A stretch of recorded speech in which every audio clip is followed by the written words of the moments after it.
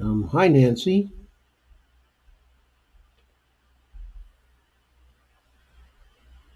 I saw you arrive, and welcome to you tonight. Susan Eldridge has just joined. Welcome to you, Susan, also. And Fred Martin has joined. Welcome to you, too, Fred. So, tonight I want to discuss a few things.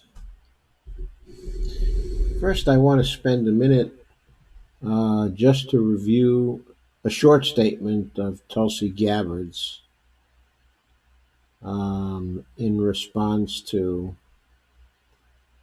uh, the seeming readiness of the Trump administration to go to war with Iran if Saudi Arabia asks us to join them in that kind of endeavor.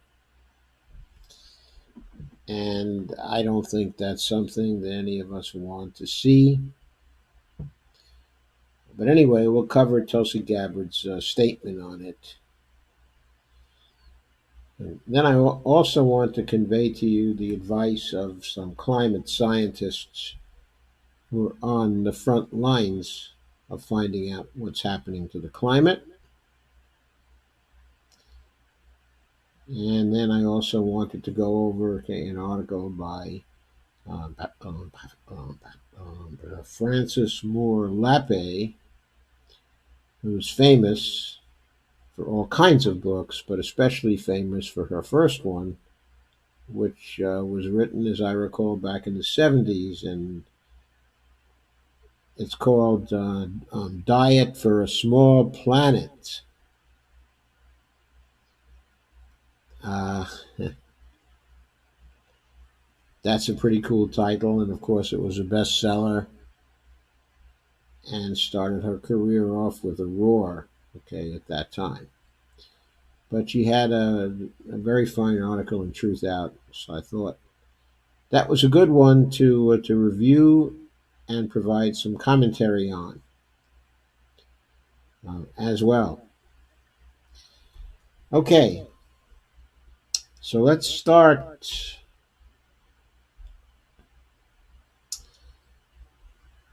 by reviewing Tulsi Gabbard's statement.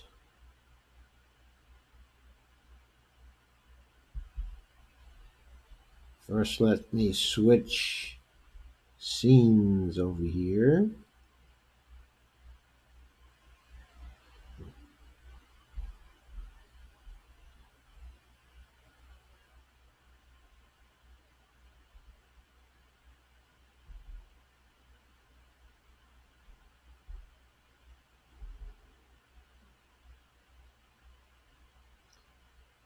There we are. And now let me go to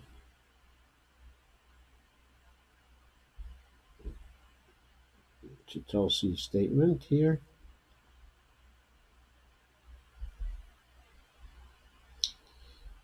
Which I will play for you.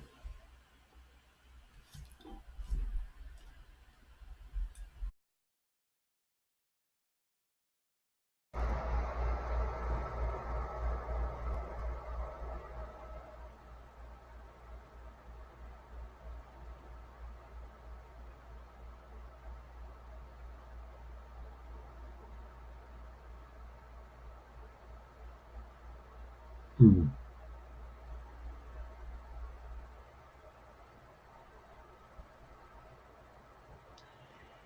Were you getting any sound from that? I have to check to see that I didn't have any technical problems with it.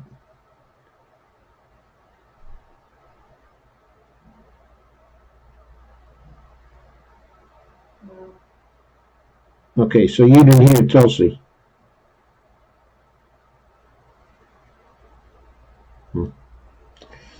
Hmm. Let's see what happens now. Okay. Let me try this again and see if it works.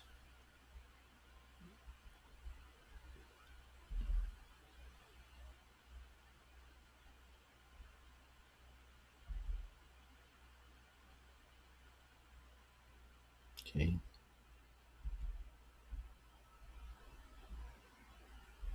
Hmm.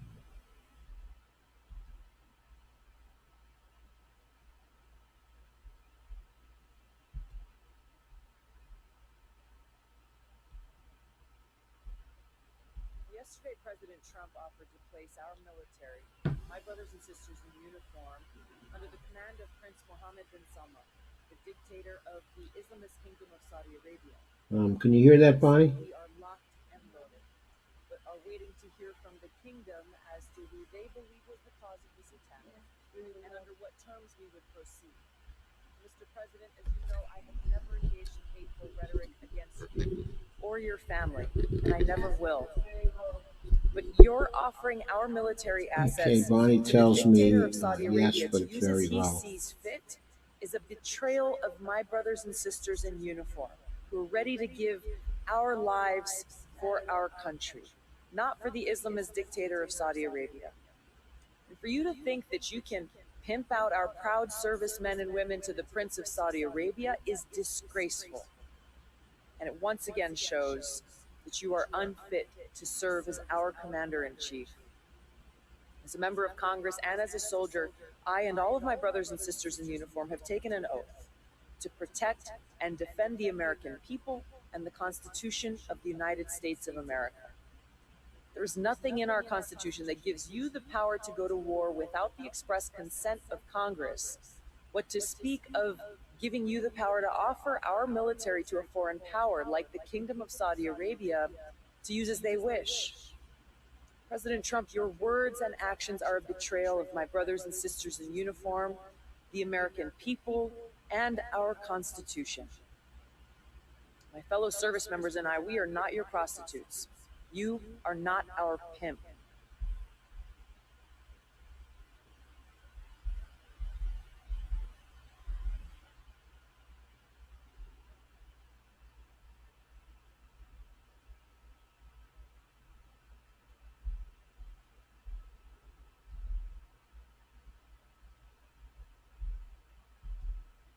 Yesterday, President Trump offered to place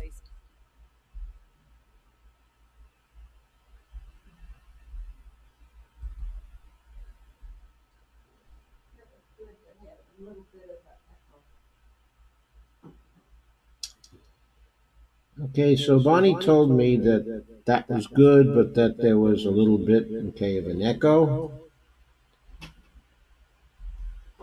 But I just wanted you to hear that one because, from my point of view, that was just a very important, very magnificent, very dignified, and very charismatic statement of what's okay at issue, couched in really beautiful language. And we really needed a statement like that. I don't know how much play it's going to get because she's a candidate and the mainstream doesn't care for her. But if we share it and we spread it and we let as many people see it as is possible, then maybe a statement like that will do some good. And maybe we can build up a sufficient amount, okay, of opposition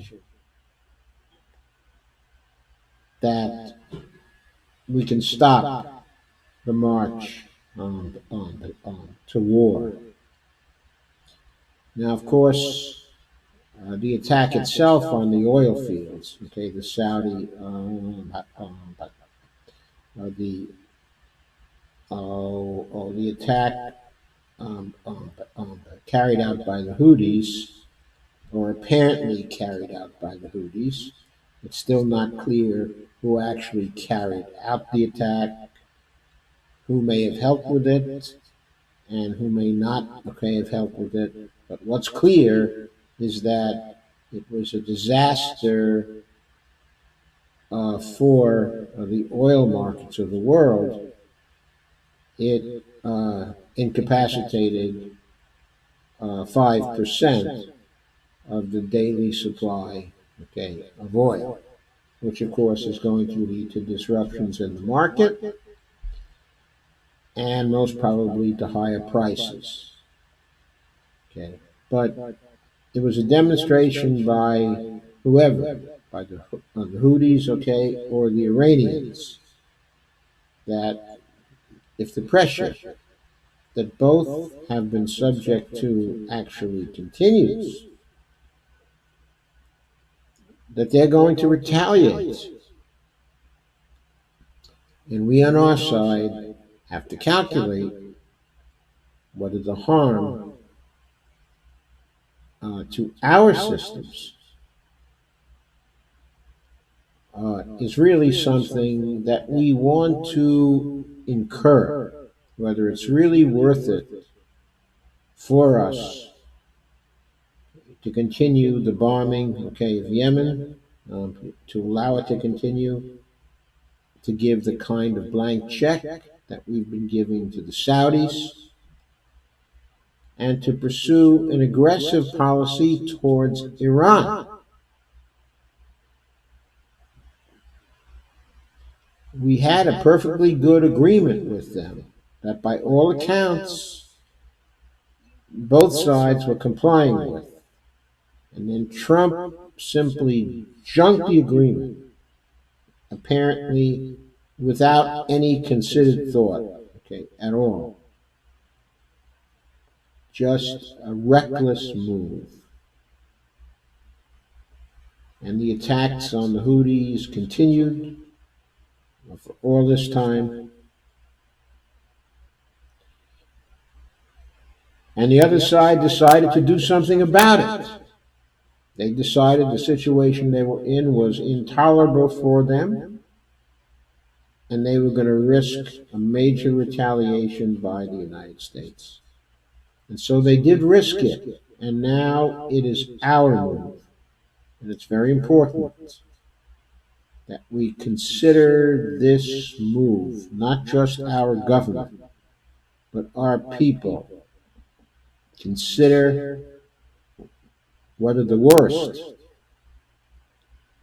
which is the breakout of a major war, is really worth the cost that we will have to incur. And we can't forget that the cost is not only lives, is not only in killing more people in that area of the world, is not only in the chaos that would be caused by a major war, but also the cost needs to be measured in terms of the distraction from doing serious things to face and to overcome the climate emergency that we all face. So, with that, I want to turn to the articles I want to review on the climate emergency tonight.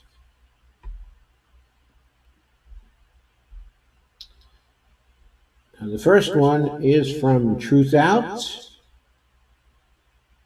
and it is by Dar Jamail.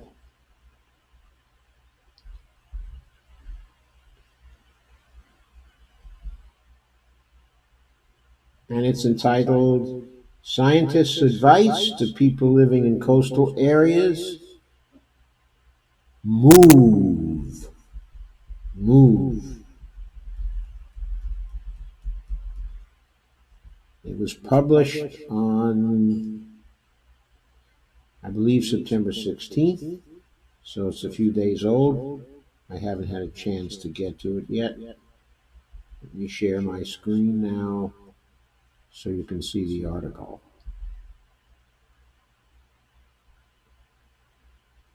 There we go.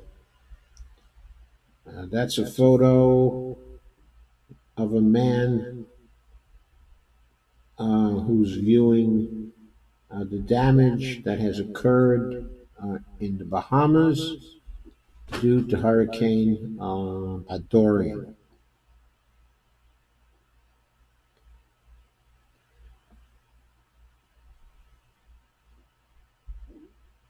This was taken during a search operation in March Harbor in the Bahamas on September 10th of 2019, 1 week after the hurricane passed through. And as I said, the article was published on September 16th. The author starts off almost in a lyrical way.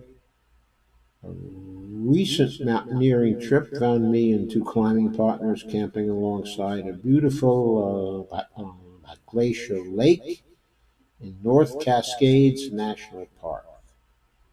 Purple flowers swayed in the cool breeze coming down from the glacier above us.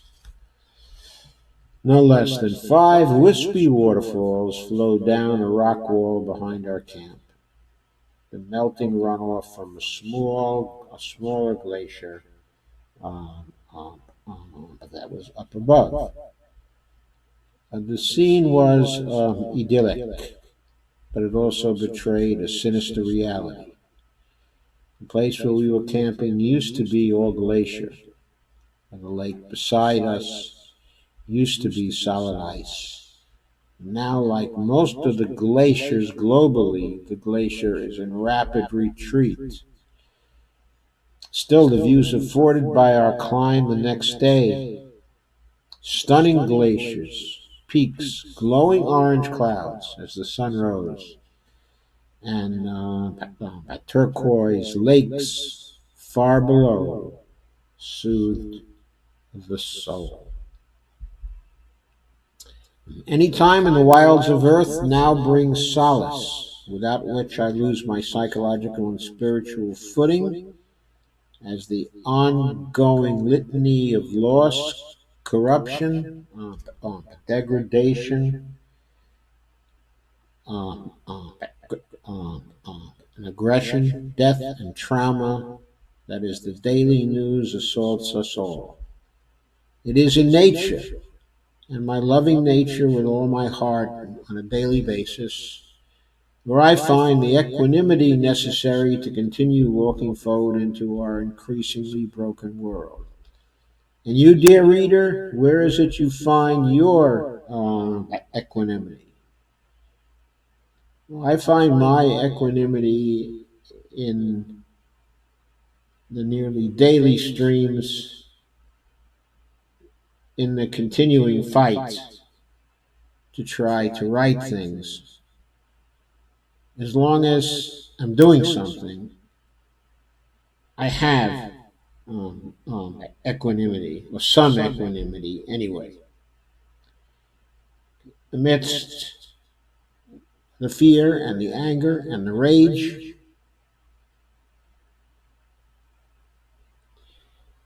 I feel good because I'm part of the fight. And I hope that you feel good because you're part of the fight. Continuing on anyway with the article. Whether it is a place, a person, an activity, or a mental state, please remember to go there as regularly as you are able as the unraveling of Earth's biosphere continues apace. The signs are ever with us. In particular, in the past month, scientists have warned that it appears as though the Greenland ice sheet has experienced a record melt year. But this year alone, it lost enough ice to raise global sea levels by more than a millimeter. Researchers told the BBC they're astounded by the acceleration in melting and expressed fear for coastal cities in the future.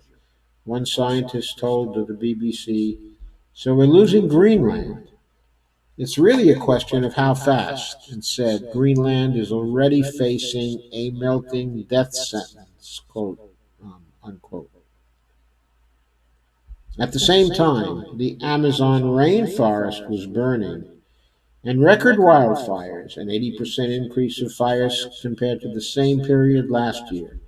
It has scorched more than 1,300 square miles, not 1,300 acres, 1,300 square miles at the time of this writing.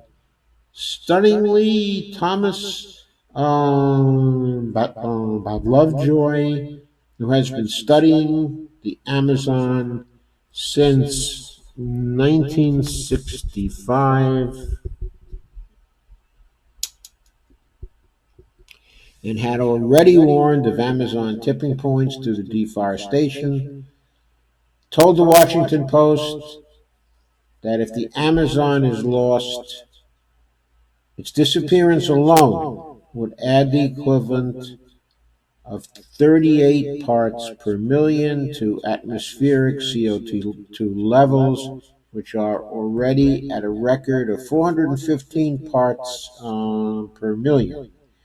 Given the critical role the Amazon currently plays in sequestering CO2 from the atmosphere, these developments mean yet another self reinforcing feedback loop has been added to the planetary climate crisis. So I'm just going to check in with you now briefly to see how you're doing. Lana says pretty big echo. Thanks, Lana.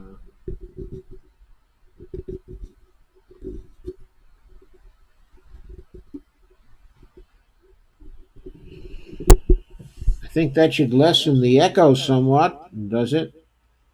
Hi, Terry Myers, Dave Phelps, and Jill Stevens. That should help. So let's go back to the climate article. The situation is dire enough that the UN's chief of biodiversity warned that the burning of the Amazon could lead to a cascading collapse of natural systems across the planet. Meanwhile, scientists are warning people who live in coastal areas to get out. It's not a question of whether they'll need to move. Researchers emphasize in a recent study, it's a question of when. There's a beautiful picture of the scene the author describes to us, okay, in the opening paragraph of the article. In the next section, okay, on Earth. The psychological toll from the climate crisis continues to make itself known as we progress deeper into runaway climate disruption. Then he talks about a recent piece, okay, in Reuters that thankfully brings our attention back to this fact, alongside the obvious psychological challenges that are brought about by the intensified floods, fires, and other extreme weather events. Such disasters correlate with rises in suicide, post traumatic stress disorder, and depression, okay, among other issues, according to the American Psychological Association. In places around California that have been devastated by climate crisis fueled wildfires, the psychological toll is evidenced by a growing mental health crisis in the aftermath of large areas being burned off the map, such as in Paradise and Santa Rosa, California.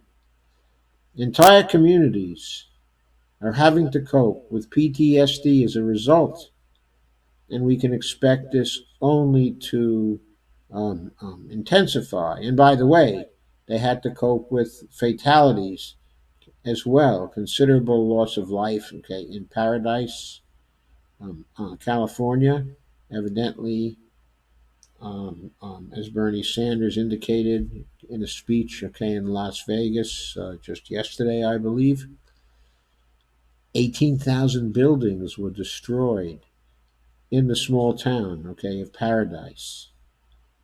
It was virtually destroyed. Now they rebuild. And they cope with the PTSD.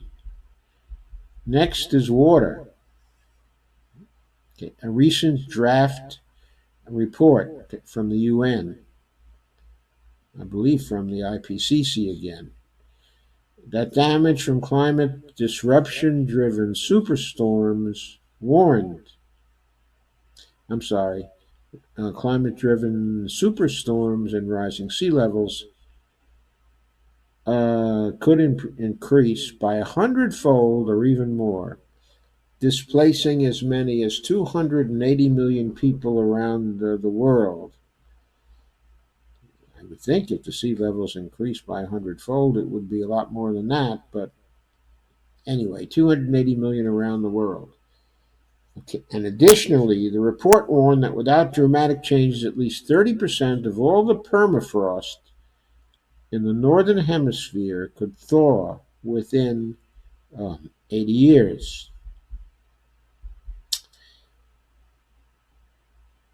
Now, yet another component of rising seas is thermal expansion of the water. As water warms, it expands, taking up more room and thus leading to rising levels.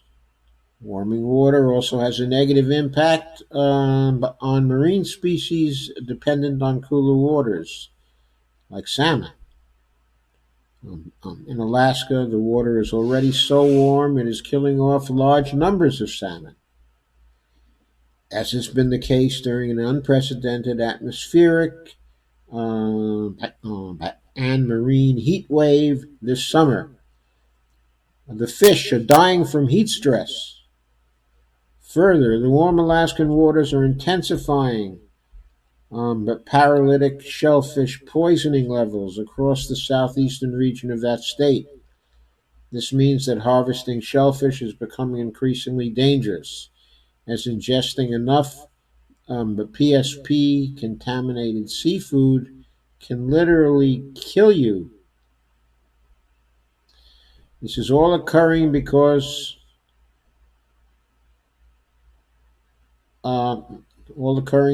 according to NOAA, um, there's another major marine heat wave happening across the northeastern Pacific Ocean. The waters off the west coast of North America are now 5 degrees Fahrenheit hotter than usual, and the event has been dubbed the Northeast Pacific Marine Heat Wave of 2019. That's in quotes, folks. Scientists are concerned it could resemble a blog that occurred several years ago in the same region, which caused very massive algae blooms and killed sea lions and myriad other species of marine life up and down the coast. Current temperature charts show this heat wave could even be worse. Meanwhile, water woes are besetting the Great Lakes region of the United States, causing the city of Detroit to declare a state of emergency.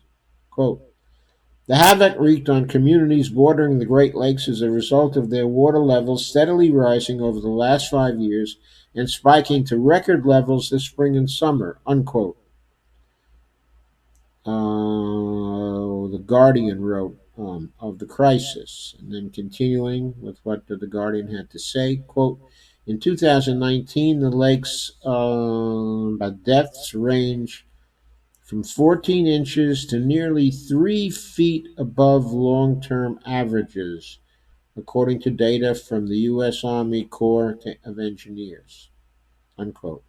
Naturally, the extreme rainfall is linked to the climate crisis, and the flooding ravaged homes and roads across the region. So even if you're not near the coasts, you have to watch out.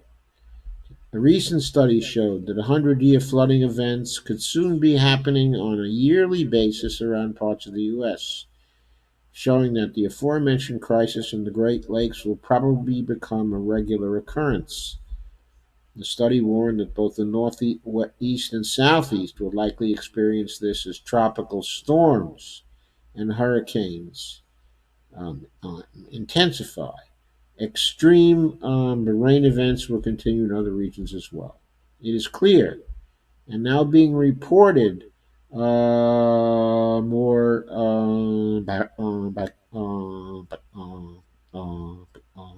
regularly that people living in coastal areas will have to leave. Homes, businesses, and entire major cities will all have to be abandoned or relocated entirely. Indonesia is already in the process of relocating the capital city of Jakarta, a major city with millions of people. If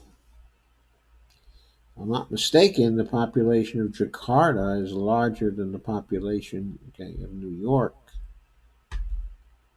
Let us find out.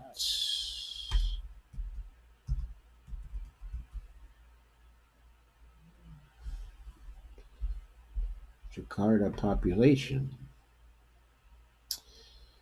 9.608 million in 2010. Most probably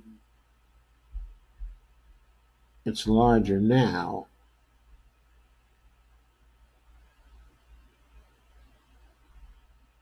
So the estimate for 2019 is 10.8 million.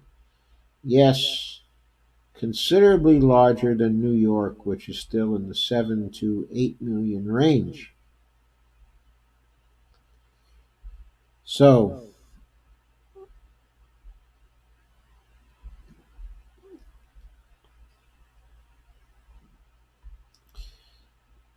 this could well be the model for other major coastal cities around the planet, assuming there is time to carry out such the relocations.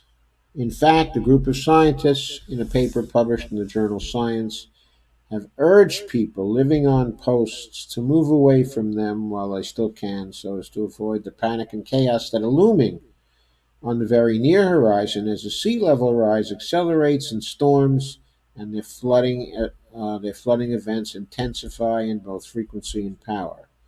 Retreating from coastal areas now, rather than waiting, is the obvious and prudent thing to do. The biggest news on the wildfire front has, of course, been the fire scorching the Amazon, which continue to burn. However, those are far from the only ones. This summer, wildfires have raged across Alaska, the Arctic, Greenland, and Siberia, where more than 21,000 square miles of forest was scorched. Fires in the Canary Islands forced 8,000 people to evacuate. In the Congo, the world's second largest rainforest, there were 50% more fires than the 2,000 burning up the Amazon, as at the time of this writing, the Congo had 3,000 fires burning, while the Amazon was being scorched by 2,000. As to be expected, wildfires becoming increasingly common, larger, and more devastating around the world as runaway climate disruption deepens. And now we get to air. Okay, get it? Earth, water, fire, and air. The four elements, okay, of Aristotle that combined into everything we know: earth, air, fire, okay, and water. Okay. Record high temperatures continued in many places around the planet. Anchorage, Alaska saw its warmest August on record, the third warmest month ever recorded for the state since our record keeping began, as wildfires continue to ravage much of the U.S.'s northernmost state. The heat waves that beset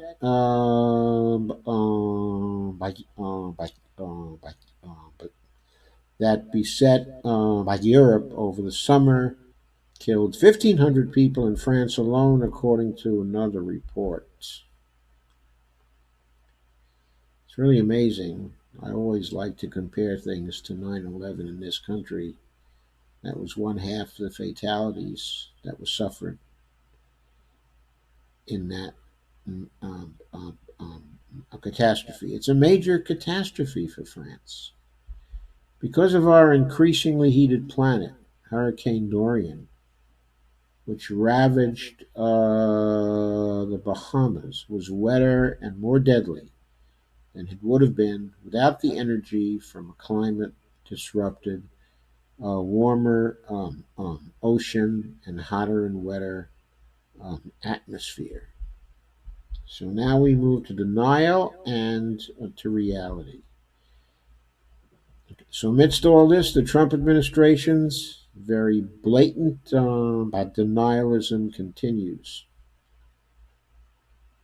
He's worried about fighting Iran and trying to defend the Saudis against the Houthis in Yemen. Amazing. Trump was the only national leader at the G7 to skip a special session that had been dedicated to addressing the climate crisis as well as the wildfires scorching the Amazon. Louis Ziska, a top level climate scientist with the U.S. Department of Agriculture, the USDA, resigned in August because the USDA had buried his research. Ziska explained that the administration is actively censoring climate science and told the reporter, quote, "This is no longer about the science, this is somebody's ideology," unquote. Meanwhile, the corporate media remains true to form as well when it comes to largely ignoring the climate crisis. A recent report, by Media Matters for America showed that ABC, CBS, and NBC mentioned the fact that climate disruption was responsible for the intensification of Hurricane Dorian only a single time over 216 news segments covering the devastating storm. So, here, is NBC, and they are covering the presidential debates. Actually, ABC, CBS, and NBC are all taking part in the presidential debates, as moderators. And while Dorian is going on, and they're playing 216 different news segments, they're refusing to relate the intensity of Dorian to the climate emergency and giving very little time to the climate emergency in their debates, just playing along with the DNC on this.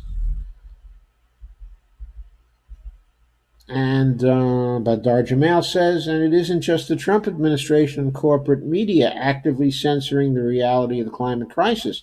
Not to be left out, the DNC actively voted down a resolution for a presidential primary debate that focused solely on the climate crisis. Instead, the candidates had to rely on CNN holding a debate on the topic. Meanwhile, Trump's Environmental Protection Agency is in the process of attempting to roll back the regulations on oil and gas companies that require them to run inspections for methane leaks at drilling wells and platforms. Methane is 85 times more powerful as a greenhouse gas than CO2 over a 10-year time scale. Of course, the melting of the permafrost is probably going to release large quantities of methane into the atmosphere.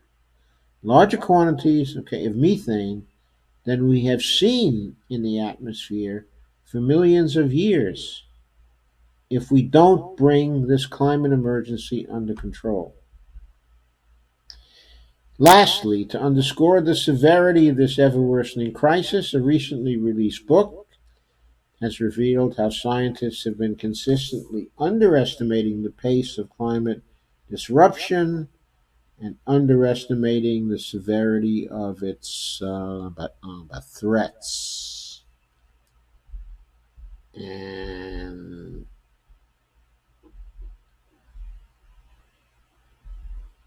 let's check out that book. A book entitled Discerning Experts. So that's the name of the book.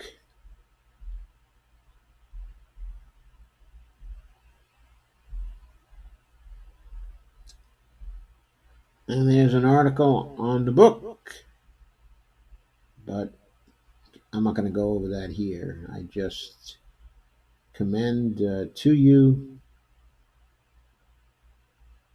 the article in Scientific American under observations by Naomi Oreskes, Michael Oppenheimer, and Dale Jameson on August the 19th, 2000, okay, and 19.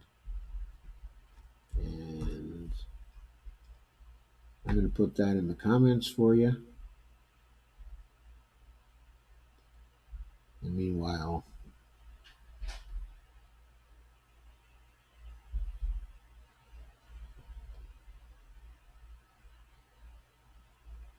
uh,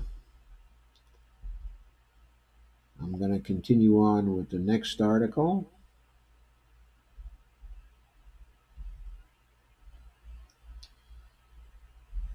After I take a short look at my Facebook page,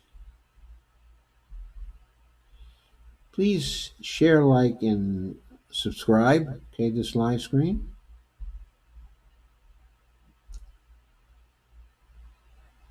And please comment. I'm seeing joins. I'm not seeing any comments. Well, by the way, is my sound all right at this point? Is there anything technically wrong with this broadcast at this point? Or this live stream? I tried to take care of the echo before. I hope I succeeded.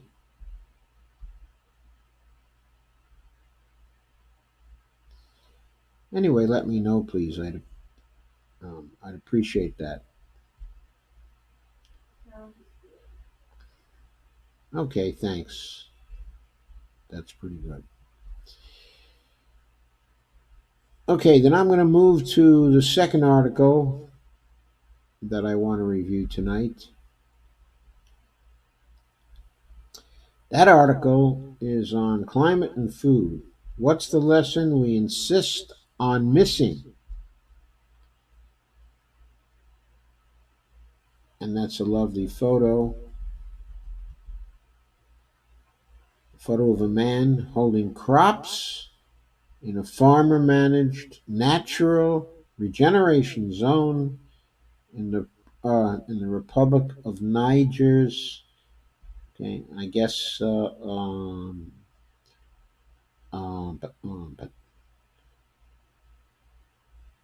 that okay is in the Maradi region.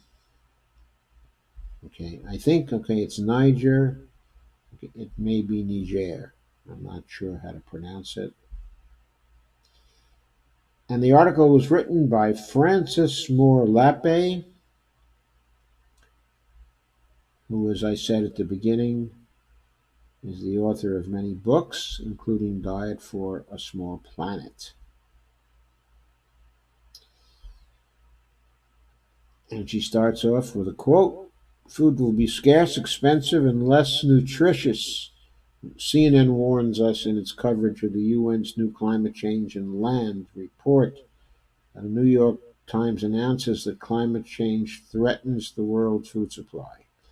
Reading these headlines, I'm tossed back to the late 60s when our culture was gripped by what I came to call the scarcity scare. As Paul Ehrlich's the population bomb exploded into public consciousness, spewing images of mounting hunger. Lappe says, uh, really? Are our unstoppable numbers dooming us? I had to know. Burrowing into the stacks of the University of California, Berkeley's agricultural library, it hit me. In fact, the scarcity scare was a distraction, and a dangerous one, diverting us from a most obvious fact. Food was then and is now abundant. We humans actively create the experience of scarcity, no matter how much food we grow. Obsessed with the desire to share this discovery, in 1971 I wrote Diet for a Small Planet to expose and help transform our scarcity creating food system. Yet, today, we seem not to have learned. The world now produces more than enough food for each of us, 2,900 calories a day, roughly a third more than in 1961. And that's just with the leftovers, quote unquote, with what remains after a third of the world's cropland goes into feeding livestock. And that's a practice that shrinks the calories available to us. At the same time, 821 million people, almost as many as in 1979 to 1980, lack sufficient calories, and in recent years, even as record harvests generate a grain glut, quote unquote, the number has been climbing. This summer, the UN's Food and Agricultural Organization revamped its hunger counts to its, quote, severe, unquote, food insecurity estimate of 821 million. It added a category of, quote, uh, a category of moderate food insecurity, unquote, and it reported that 2 billion of us, one quarter of humanity, are food insecure, either lacking calories we need, or we're unsure about our continued access to enough, or we're forced to reduce the quality and or quantity we eat just to, quote, get by, unquote. Intensifying the crisis is a related global trend. Calories and nutrition are parting ways as corporate processed food floods the planet. Even 2 decades ago in rural India, I saw along the roadway whole groves of eucalyptus trees whose trunks were painted with huge Pepsi ads. One result of this disconnect between eating enough calories and getting the nutrients we need is that more than a fifth of young children worldwide experienced stunted growth, a condition bringing lifelong harms, and a third of us suffer from anemia, doubling the risk of maternal death and in infants, but that's associated with ongoing mental and psychomotor impairment. That's where a narrow focus on increasing food production, reinforced by the scarcity scare, has helped to take us. Now, nearly half a century since my own life altering aha moment, the UN's new Intergovernmental Panel on Climate Change, IPCC, report, quote, climate change and land, unquote, has triggered another frenzy of worry about our food supply, running over 1,500 pages. So that's the newest report of the IPCC.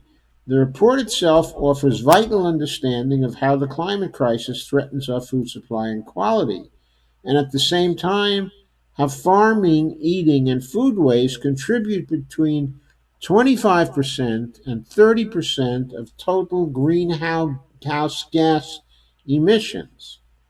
Livestock alone, I learned elsewhere, contribute 14.5% of such emissions by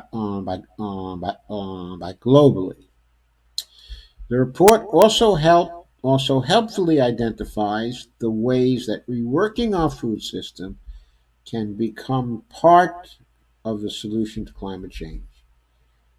Now, you think I'd be thrilled that a key takeaway in this new report is that cutting back on grain fed meat would trim greenhouse gas emissions as well as lessen pressure on our food supply. Sorry. After all, wasn't the latter the whole point of my book, Diet for a Small Planet? And she says, well, no, and yes. First, the no. In my first book, I sought to awaken readers to the destructive and inefficient channeling of so much land and water into livestock. Inefficient? Yes, very. As Americans, we imagine our farming as the best, the most modern, and the most efficient. Yet, in large measure, because of our meat centered diets, as well as so much corn going to agrofuel, it feeds fewer people per acre than does Indian or Chinese agriculture.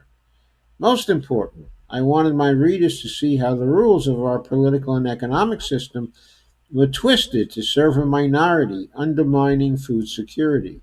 So for me, choosing a plant and plant centered diet became an act, okay, of rebel reason. I'd reframe the hunger crisis. Its root is not scarcity of food, but scarcity of democracy. And this is what I really loved, okay, about this article, how she related the problem of our food to the scarcity of democracy rather than any real scarcity of food. I love that. And I wanted my daily choices to reject the illogic of our anti democracy system. On many levels, we still do not see this core truth. The IPCC report, for example, lays out 5 scenarios, two of which could eliminate malnutrition by 2050. And among the necessary ingredients to get us there, it mentions, quote, high income and reduced inequalities, also effective land use regulation, less resource intensive consumption, i.e., less grain fed animal food, including food that's produced in low greenhouse gas emission systems, and lower food waste, unquote. Together, such steps constitute an about face on multiple fronts, one that's conceivable only in a democracy where public policies serve what our Constitution's preamble calls, quote, the general welfare. By democracy, I mean both the small d variety that includes community and worker empowerment, and I mean the formal capital D variety, i.e., government accountable to citizens. First, consider the small d variety in climate solutions. Perhaps the most dramatic success story for me, and missing in the IPCC report, is the work of poor but empowered farmers cooperating to transform their lives and confront climate change in Niger, the world's poorest country, which is mostly desert. in just a few decades, about Niger's farmers have rehabilitated 12.5 million acres by managing the natural regeneration of 200 million trees that sequester carbon, improve soil fertility, often double crop yields, as well as provide livestock fodder and firewood, all ensuring food security for 2.5 million people. Niger's progress, led by small farmers together making and enforcing rules, has been celebrated as perhaps the largest regreening transformation in all of Africa. Now that many other nations are interested in adapting that approach, and related farming breakthroughs are arising in India, okay, and elsewhere. And now to capital D democracy, essential for governments to face the climate emergency and end the needless hunger. And she points out, okay, that democratic government is under attack in much of the world, and here in the U.S. to a degree unprecedented in my lifetime, and in my lifetime too. I don't think it was as under attack, at least not here in the United States, in World War II, which I'm old enough to remember. But something else feels new: a growing citizens' democracy movement focusing on remaking the anti democratic rules and norms that brought our nation to climate denier status and even wider dysfunction. In Daring Democracy, Adam Eichen and I share stories of this movement that has changed our lives and is achieving vital breakthroughs, sadly missing the headlines. In the 2018 midterm elections alone, many who'd never been politically engaged helped pass key democracy reforms in 9 states, 8 cities, and 1 county, ranging from those addressing gerrymandering to protecting voting rights. For me, the future of our precious earth depends on more and more of us jumping in to achieve such system correctives to what can accurately be called, quote, privately held government, unquote. But now to my yes, to why I'm psyched that the IPCC report emphasizes choosing plant and plant centered diets, and how my democracy obsession relates to what I put into my mouth. Consciously eating what is good for my body, for others, and for our planet is a choice that changes me daily. It keeps me in a relational world, reminding me that the only choice I don't have is whether to change the world. I know that every act, okay, and inaction send out ripples. Someone is always watching. I often think of it this way: making positively daily choices based in consciousness of connection doesn't change the world, but the process changes me. I become more convincing to myself, so maybe I become more convincing to others. The stronger agent in the collective struggle to change the world. Just this morning, a stranger approached me to tell me that my first book has started her on a, quote, new path, unquote. Who knows? But I can hope her experience has been similar to mine. I want a world where we can all experience such power. And in working for a fairer, inclusive democracy, we are enabling more and more of us to have this satisfaction, that of making choices that are both good for us and the planet. So, yes, I'm psyched that the IPCC report includes plant and planet centered diets as part of the solution. And we need not let fear trap us into another regressive scarcity scare that obscures the roots of the crisis in anti democratic economic and by, by, anti-democratic economic and political rules. Instead, we can work to ensure that personal choices we can make to align with nature fortify our determination to dig still deeper, make us aware that fighting for real democracy is fighting for tackling climate change and the end, okay, of hunger. And we can see here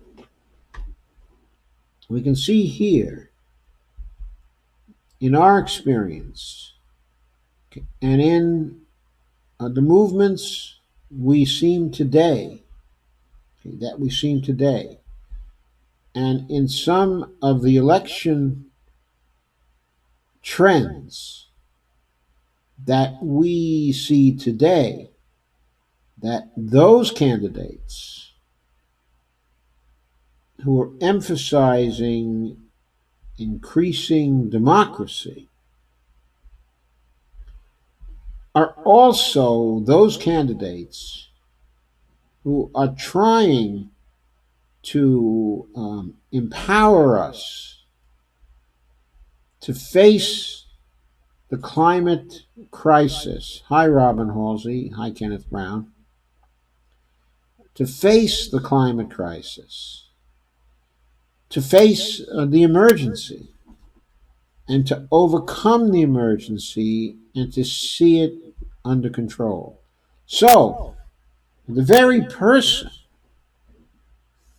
who is most concerned about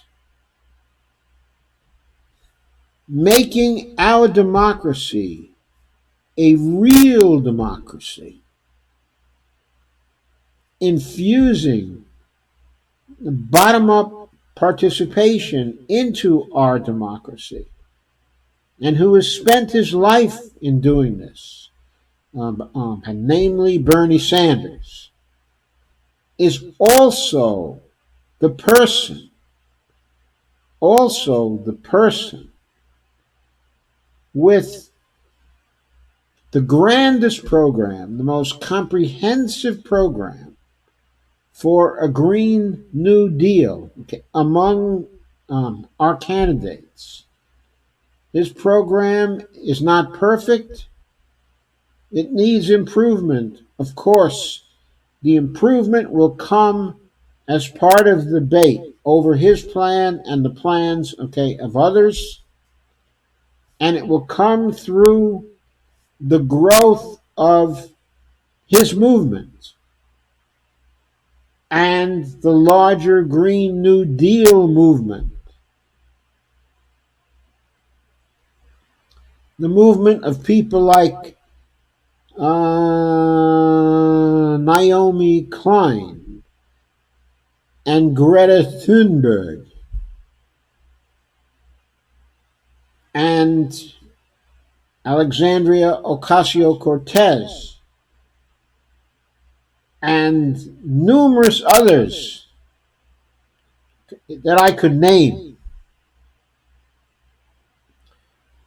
who now insist we must meet the climate emergency and save ourselves. And we must do it no matter the cost and no matter the comprehensiveness of the effort which is necessary, but to do that. But the climate emergency calls to us to safeguard the earth, both our own lives and the lives of other species that we are currently damaging. It is very late to be doing this. It was apparent actually back in the 70s that there were limits to growth. We had to observe, and that there were limits to the damage to the environment and the climate that we could do without the feedback effects actually being disastrous for us.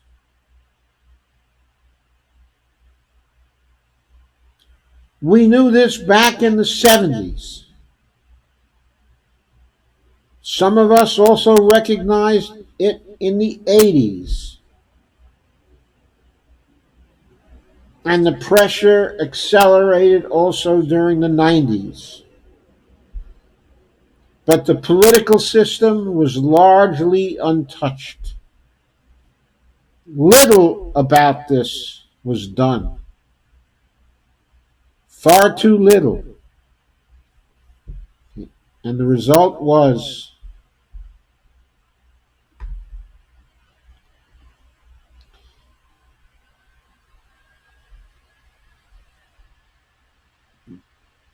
that we failed. That we failed to see what was going on. And worse, that we failed to do anything about it. And now our backs are to the wall. So what are we going to do? Will we rise to the challenge?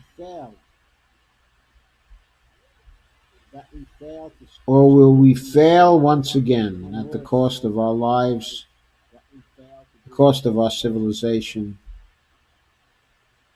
and the cost, okay, of actually most life on Earth, and maybe even all life? We're not sure what the extreme possibilities of damage are yet. But we continue to underestimate what these possibilities are. So, that's what I wanted to say tonight. Do I have any comments? Do I have any questions?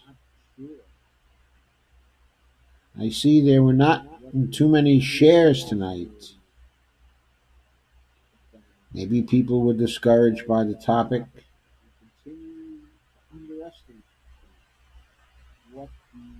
And maybe they just didn't want to hear me go through the articles. But I think that both articles were very important, and their warnings had to be delivered.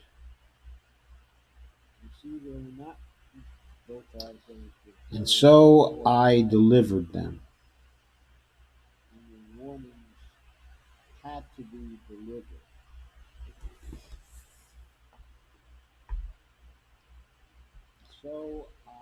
I'll wait for a moment or two to see if you have any comments. If you don't,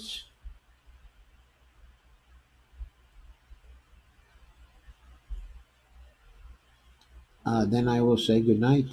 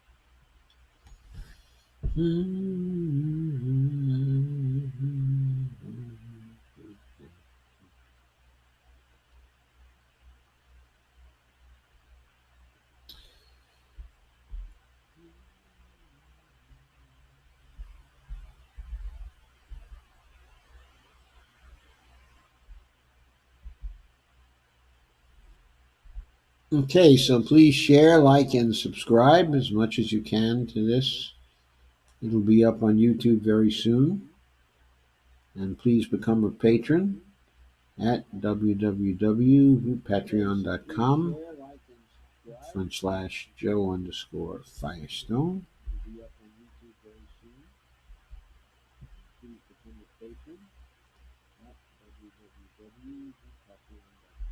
And thank you for coming tonight.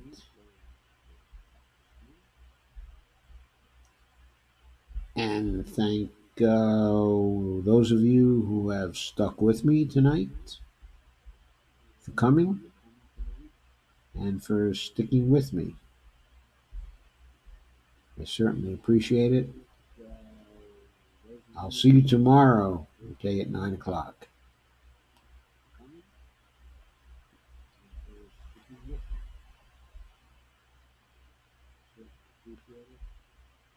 When I'll probably go into political happenings much more.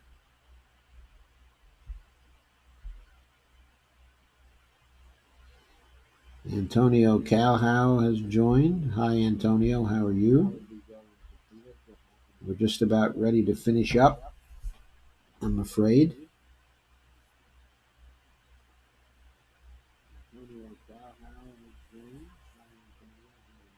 I guess very interesting things are happening in the UK right now, aren't they?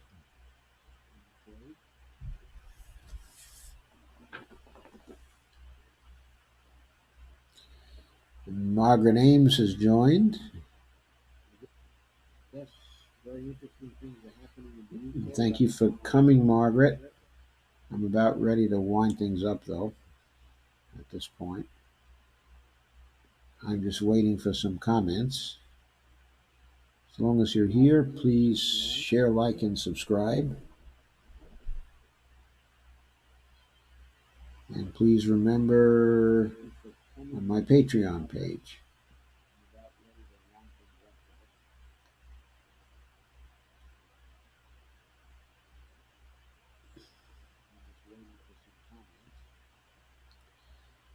Okay, last call. Any questions or comments?